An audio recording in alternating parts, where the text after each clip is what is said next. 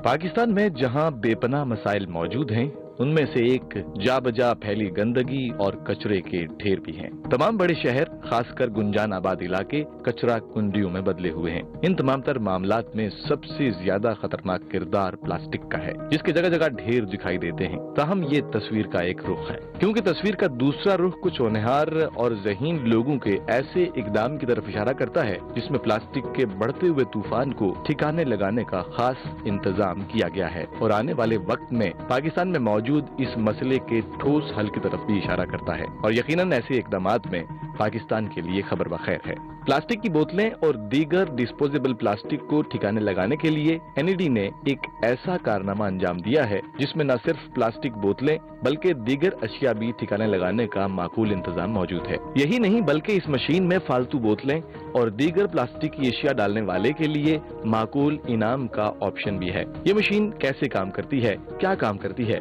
इस हवाले से एहसन रहमान ने अमली तौर पर बताया। इसका प्रोसेस इस तरह से कि यहाँ पे एक एंट्रेंस के लिए एक पॉइंट मौजूद है जहाँ से हम बॉटल को एंटर करेंगे। देन इसके अंदर मैकेनिज्म है मैकेनिकली जो कि इसको खींचेगा बॉटल को और वो अंदर बिन के अंदर जाएगी। स्क्रीन के ऊपर हम लोग इंटरेक्शन कर रहे हैं विद यूज़र एंड यूज़र और वहाँ पे काउंट आ रहा होगा कि आपने कितनी बॉटल्स डाल दी हैं। नीचे हम लोग डिफरेंट मैसेजेस दिखा रहे हैं और हमने यहाँ पे पेंटिंग भी की हुई है कि इसको बनाने का मकसद क्या है। हम प्लास्टिक वेस्टेज को कम करना चाह रहे हैं कराची के अंदर और इसकी डिफरेंट जगह पे हम लोग इसके लिए इंस्टॉलेशन भी करेंगे। एंड में एक ऑप्शन आएगा जहाँ पे मैं अपना नंबर इंसर्ट करूँगा और वहाँ पे मुझे एक मैसेज कर दिया जाएगा कि मैंने कितनी जो बॉटल्स हैं वो रिसाइकिल की हैं। तो इससे कस्टमर को थोड़ी सी एक्नॉलेजमेंट मिलेगी। तो मैं अभी इसको स्टार्ट कर रहा हूँ। Like this is first one. Okay, so we can see कि यहाँ पे काउंट हमारे पास 1 हो गया है और this is the second one. Okay, हम लोग यहाँ पे देख सकते हैं स्क्रीन पे अभी वो बता रहे हैं कि आपने कितना काउंट या कितनी बॉटल्स अपनी दे दी हैं। इसके बाद मैं डन के बटन पे क्लिक करूँगा। यहाँ पे जो यूज़र होगा, इसका एंड यूज़र होगा, वो अपना नंबर इंसर्ट कर सकता है ताकि उसको एक एक्नॉलेजमेंट मैसेज आ जाए कि आपने कितनी बॉटल्स थ्रो की हैं। ओके, यहाँ पे डन करने के बाद नीचे एक मैसेज प्ले हो जाएगा थैंक यू का कि आपने अपना रोल प्ले किया है और जो मैसेज है वो मेरे मोबाइल पे मुझे आ जाएगा कि आपने कितनी बॉटल्स यहाँ पे रिसाइकिल की थी और एक रिकॉर्ड का पार्ट भी रहेगा। अगर नेक्स्ट टाइम मैं आऊँगा तो डेफिनेटली इट विल रिमेंबर और फिर जो काउंट है वो बढ़ सकता है। फ्यूचर में प्लान भी हम लोग का यही है कि जो यूज़र है अगर वो 5 या 10 बोतलें डालता है तो उसको कुछ रिवॉर्ड दिया जाए, कोई 5 रुपये 10 रुपये एनीथिंग, ताकि उसकी एक हिस्ट्री और प्रोफाइलिंग हो सके। तो इन फ्यूचर हम लोग इसमें थोड़ी सी टेक्निकल एडवांसमेंट और इसको ज़्यादा इंटरेक्टिव बना सकते हैं ताकि यूज़र से जितना ज़्यादा इंटरेक्ट करेगी उसकी उतनी मोटिवेशन होगी इसको इस्तेमाल करने की। तो ये ओवरऑल पूरा प्रोसीजर है और इस तरह से मशीन काम करेगी। किसी भी काम के पीछे यकीनन कोई न कोई आइडिया जरूर होता है, कोई न कोई ख्याल होता है। ताहम इस दौर में जहां सभी कुछ न कुछ अलग और नया करने की कोशिश में रहते हैं, वहां इन नौजवानों को आलूदगी के खिलाफ ये काम करने का ख्याल क्यों और कैसे आया? इस मशीन का मकसद है कि हम आम पब्लिक में इस बात को अवेयरनेस फैलाएं कि वो उनको अपने ज़ाती किरदार अदा करना है प्लास्टिक रिसाइकलिंग में। अमूमन लोग प्लास्टिक जो है प्लास्टिक बॉटल्स इस्तेमाल करते हैं, सड़कों पे फेंक देते हैं या जो उनकी बाहर कोई डस्टबिन लगा होता है उसमें फेंकते हैं। फिर एक लंबी चेन है जिसमें कोई वहाँ से कलेक्ट करता है प्लास्टिक और लेके जाता है रिसाइकलिंग बिन के पास या उसको डिस्पोज ऑफ किया जाता है। तो ये मशीन जो है बेसिकली आम आदमी को इस बात की जिम्मेदारी का एहसास दिलाने के लिए बनाई गई है कि उसको पर्सनली ज़ाती तौर पे प्लास्टिक की रिसाइकलिंग में किरदार अदा करना है और प्लास्टिक को सड़कों पर नहीं फेंकना। तो क्योंकि सड़कों से प्लास्टिक रिसाइकलिंग मशीन तक पहुंचाना एक अलग उसमें पैसे खर्च होते हैं और एक रिसोर्सेज लगते हैं। तो अगर आम आदमी इस मशीन को इस्तेमाल करेगा तो उसमें उसका अपना एक किरदार होगा और उसको उसका एक बेनिफिट भी हम दे सकते हैं जब वो एक ज़्यादा से ज़्यादा इस काम को, इस कॉज को सपोर्ट करेगा।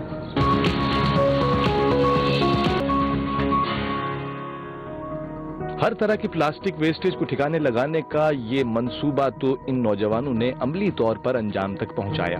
ताहम इस प्रोजेक्ट को अवाम के लिए कब और किन किन मराकिज तक कैसे पहुंचाया जाएगा, इस प्रोजेक्ट को स्पॉन्सर कौन करेगा, इस हवाले से जब हमने डॉक्टर खुरम से बात की तो उन्होंने बताया ये हमारी प्रोडक्ट बिल्कुल रेडी है। इसमें इसकी मज़ीद कस्टमाइजेशन, यानी अगर कोई बड़ी कंपनी, बड़े स्पॉन्सर इसको हमारे कॉज में हमें सपोर्ट करे तो उसकी ब्रांडिंग और एवरीथिंग हम इसके ऊपर बिल्कुल कर सकते हैं with in few days time. और उसके अंदर फिर हम इसको, हमारा जो एम है कि हम कराची में इसको तकरीबन 1000 मकामात पर इसको डिप्लॉय करें। और हम चाहते हैं कि NED यूनिवर्सिटी और national centre of artificial intelligence को इस कॉज में इंडस्ट्री सपोर्ट करे, स्पॉन्सर सपोर्ट करें, ताकि हम जो इस प्लास्टिक रिसाइकलिंग है इसके काम को पब्लिक की हेल्प से आगे बढ़ा सकें और एनवायरनमेंट को बेहतर कर सकें। इस काम को अवामी सतह तक आने में कितना वक्त लगेगा ये तो आपने जाना, ताहम प्लास्टिक की बोतलों और दीगर सामान के अलावा क्या इसमें प्लास्टिक बैग्स का ऑप्शन भी मौजूद है? इस सवाल के जवाब में डॉक्टर खुरम ने बताया, इसमें प्लास्टिक बॉटल्स के अलावा ग्लास बॉटल्स, कैंस या पॉलीथीन बैग्स, इन सब के लिए भी हम मैकेनिज्म बना सकते हैं, स्मार्ट मैकेनिज्म, जो कि उनको रिसाइकिल करने के लिए और उनकी कलेक्शन के लिए हम मुख्तलिफ मकामात पर डिप्लॉय कर सकते हैं। और जैसे ही ये प्रोजेक्ट आगे बढ़ता है और हमें इससे स्पॉन्सर्स की सपोर्ट मिलती है और गवर्नमेंट की सपोर्ट मिलती है, तो हम इसको पूरे कराची और पूरे पाकिस्तान में जो कचरे का मसला है उसको सॉल्व करने के लिए इस्तेमाल कर सकते हैं। प्लास्टिक को ठिकाने लगाने के लिए जदीद तरीन मशीन तो बना ली गई, ताहम इसके बाद का मैकेनिज्म क्या होगा, इस हवाले से डॉक्टर खुरम बताते हैं। इस पर जो मैकेनिज्म है वो ये कि रोड से कुछ कचरा चुनने वाले या कुछ और लोग जो हैं वो कचरा कलेक्ट करते हैं। वो एक समझें कोई कचरा कुंडी होती है, वहाँ पर उसको देते हैं, वहाँ से फिर कोई कलेक्टर उसको कलेक्ट करता है, फिर वहाँ से जो रिसाइकलिंग इंडस्ट्री है वहाँ पर प्लास्टिक बॉटल्स या कचरा जाता है, वहाँ पे उसकी सॉर्टिंग होती है। तो ये एक लंबा मैकेनिज्म होता है। ये मशीन जो हम बना रहे हैं, ये इस तरह की और मशीन्स बनाएंगे तो वो आपको ऑलरेडी सॉर्टेड कचरा, यानी कि प्लास्टिक बॉटल्स अलग, कैंस अलग, पॉलीथीन बैग्स अलग और डिफरेंट टाइप्स, मुख्तलिफ टाइप्स की प्लास्टिक बॉटल्स को भी अलग सॉर्ट करके और श्रेड करके, यानी बिल्कुल छोटे छोटे टुकड़ों में तकसीम करके आपको मुहैया करेगा। तो यहाँ पर जो एक बहुत एक लंबा साइकिल है प्लास्टिक को रिसाइकलिंग इंडस्ट्री तक पहुँचाने का, वो बहुत शॉर्ट हो जाएगा। फिर हम यहाँ से जो हमारे प्लास्टिक कलेक्शन मैकेनिज्म बनाएंगे, जो कि 1000 मशीनों से मुख्तलिफ लोकेशन से प्लास्टिक कलेक्ट करेंगे और उसको जो है जाकर हम अपने प्लास्टिक रिसाइकलर को प्रोवाइड करेंगे। इस मशीन को बनाने से लेकर इसके वजाहती सेशन तक के तमाम तर मराहिल आपने देखे, ताहम मुख्तलिफ शुबाजात और तलबा के दरमियान इस प्रोजेक्ट की डेमोन्स्ट्रेशन देते हुए एहसन रहमान और दीगर लोगों ने सवाल जवाब में कुछ इस तरह से इस प्रोजेक्ट की वजाहत की। ये जो आइडिएशन है इसकी, ये किसी नीड की वजह से, मतलब मुझे तो लगता है वेस्ट तो प्लास्टिक यूज ही होना चाहिए। तो मैं समझ नहीं सक रही कि जो रूट कॉज है उसको खत्म करने के बजाय कंपाउंड किया जा रहा है प्रॉब्लम के ऊपर प्रॉब्लम। तो हो सकता है I might be wrong, I must be missing something, but अगर आप उसको थोड़ा सा एक्सप्लेन करें कि इसकी कोई नीड थी इस स्टार्टअप को सोचने की, या फिर हो सकता है this would be a better solution for all this rather than हम इंडस्ट्री को। मशीन के आईडी में आपका जो क्वेश्चन है कि इसकी नीड क्या है, या जो आपने क्वेश्चन किया उसी के अंदर ही आंसर है कि ये एक्चुअली पब्लिक अवेयरनेस ही है। यहाँ पे सिर्फ कैंपेन्स करके या लोगों को एजुकेट करने वाला जो काम है वो तो एक बहुत लॉन्ग टर्म प्रोजेक्ट हो जाएगा। तो जो मशीन है वो आइडिया या ये कोई स्टार्टअप नहीं है, मैं थोड़ा सा क्लियर करना चाहूँगा। ये एक सोशल प्रोजेक्ट है हम लोगों का, और ये पब्लिक अवेयरनेस के लिए है कि जब ये मशीन मार्केट में आम होंगी या कॉमन होंगी और लगेंगी तो लोगों को थोड़ा सा इस बात का ख्याल आएगा कि यार ये प्लास्टिक इसमें क्यों डालना होता है या ये मशीन किसी ने क्यों बनाई है। और वहाँ पे हमारे पास एक स्क्रीन भी मौजूद है जिसपे हमको डिफरेंट मैसेजेस भी शो करा रहे हैं, और उसमें ये बात बिल्कुल क्लियर है कि जो प्लास्टिक है, किसी भी किस्म का प्लास्टिक है जो आज तक बनाया गया है या पिछले पता कितने 100 सालों में बना हुआ, वो अभी भी एग्जिस्ट करता है प्लेनेट पे, और वो पूरे जो प्लेनेट है हमारा उसकी जो वेस्टेज है उसको आहिस्ता आहिस्ता इंक्रीज ही करना है। तो फर्स्ट स्टेज तो यही होगा कि हम प्लास्टिक की जो बुराई है उसको हाईलाइट करें इस मशीन के थ्रू, थोड़ा सा पब्लिक को अवेयरनेस ही दें। जब ये मशीनें सामने आएंगी और लोग इनको देखेंगे, इस्तेमाल करेंगे, तो उनके माइंड में चीज़ स्टार्ट होना होगी। थोड़ा सा यहाँ पे ऐसा है कि इनोवेशन इस तरह से नहीं कर सकते हम एक चीज़ को बिल्कुल ही बैन कर दें। आपने ऑब्जर्व किया होगा लास्ट ईयर भी प्लास्टिक जो पॉलिथीन टैग होते हैं उनके ऊपर पाबंदी लगी थी, लेकिन now they are again in the market, तो मार्केट में एक्सेप्टेबिलिटी नहीं आती। तो डेफिनेटली आपकी बात सही है कि वो एक एक्स्ट्रा काम सा लग रहा है अभी थोड़ा सा कि हम इस चीज़ को क्यों ला रहे हैं, हम इस चीज़ को मना ही क्यों नहीं करते कि प्लास्टिक को रिप्लेस ही कर दिया जाए। लेकिन पब्लिक के अंदर एक्सेप्टेबिलिटी नहीं होती। हमारे लोग लाइक कितने सालों से इन चीज़ों को इस्तेमाल करते जा रहे हैं, तो वो फॉरन इस चीज़ के ऊपर नहीं आएंगे। कुछ इस तरह के technical project, social project launch करने पड़ेंगे, सबको इंडस्ट्री में एक दूसरे से बात करनी पड़ेगी, उसके बाद लोगों को अवेयरनेस आएगी कि हाँ ठीक है, इस चीज़ के साथ कोई मसला है या बाकी मुल्कों में होता है, तो एक्सपोजर मिलेगा लोगों को इस चीज़ से। उसके बाद सेकंड स्टेज में हम ये कर सकते हैं कि लोगों को फिर बताया जा सकता है कि ठीक है, आप ये प्लास्टिक थ्रो कर रहे थे, ये बुरा था इसलिए, और उसकी अगर कोई रिप्लेसमेंट होगी तो वो हमें यहाँ पे लोगों को देनी होगी। और एक चीज़ इक्विलिब्रियम होती है थोड़ी सी, जो मार्केटिंग में पढ़ाई जाती है आपको, वो ये कि आप इनोवेशन करने जाते हैं तो आपको बहुत ज़्यादा रेजिस्टेंस मिलती है। स्टार्टअप्स के लिए भी वो बात वैलिड है बिल्कुल, कि आप एक प्रोसेस को जाते हैं, जैसे हम राइस में जा रहे हैं कि हम बिल्कुल चेंज करना चाह रहे हैं कि आप ये अपने ह्यूमन लेबर को यूटिलाइज ना करें, आप कंप्यूटर सिस्टम को करें, तो बहुत रेजिस्टेंस मिलती है आपको इंडस्ट्री की तरफ से या लोगों की तरफ से भी। तो एक टर्म यूज की जाती है इक्विलिब्रियम की, कि आप अपनी चीज को 50% इस्तेमाल करें और 50% पुराने प्रोसेस को ही चलता रहने दें। इस इक्विलिब्रियम से क्या होता है कि वो रेजिस्टेंस थोड़ी सी कम हो जाती है और लोग आहिस्ता आहिस्ता शिफ्ट होते हैं उसकी तरफ। तो ओवर द नाइट जो चेंज है ना, वो पॉसिबल नहीं होता। तो सेकंड का आंसर ये कि पब्लिक अवेयरनेस का पार्ट ही है मशीन, एंड देन इंशाल्लाह इन कमिंग फ्यूचर ये होगा कि यहाँ से प्लास्टिक को जो कोशिश की जाएगी कंप्लीटली तौर पर खत्म किया जा सके, डेफिनेटली विद द गवर्नमेंट की सपोर्ट के साथ। प्लास्टिक वेस्टेज के हवाले से बनाई जाने वाली इस मशीन के बारे में आपने जाना, जो NED का एक प्रोजेक्ट है।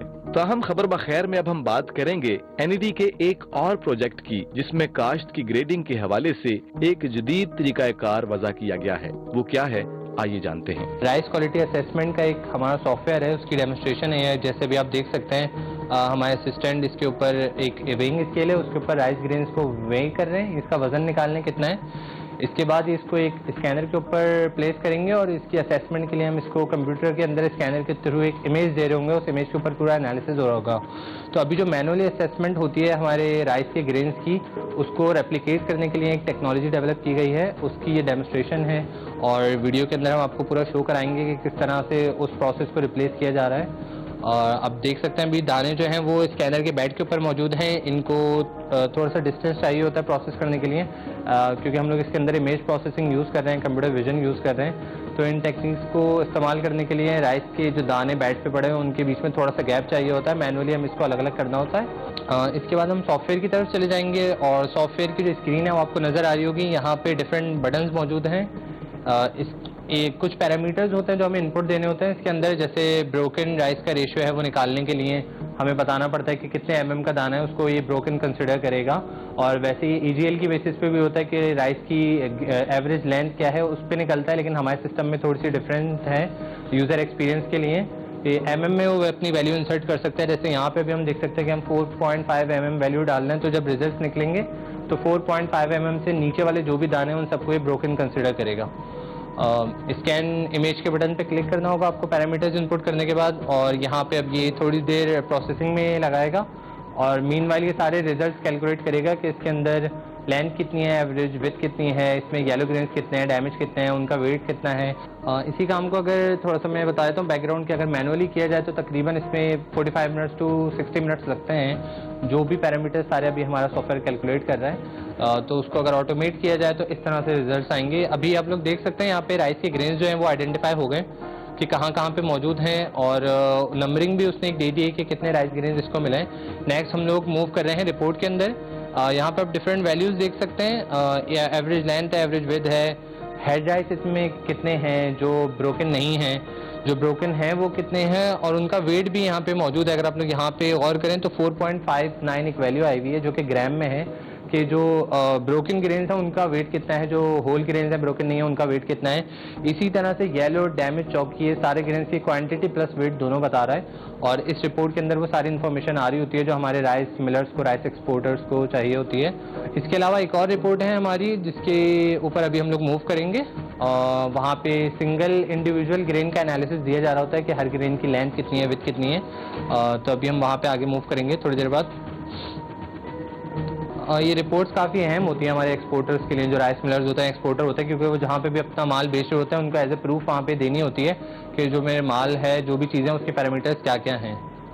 ये डिटेल रिपोर्ट है जिसकी अभी मैं बात कर रहा था। इसमें हर ग्रेन का सिंगल इंडिविजुअल एनालिसिस आ रहा होता है कि लेंथ कितनी है, उसकी विड्थ कितनी है, उसका वेट कितना है। तो कोई अपने राइस ग्रेन को अगर अलग अलग देखना चाहे तो वो यहाँ पे जाके देख सकता है।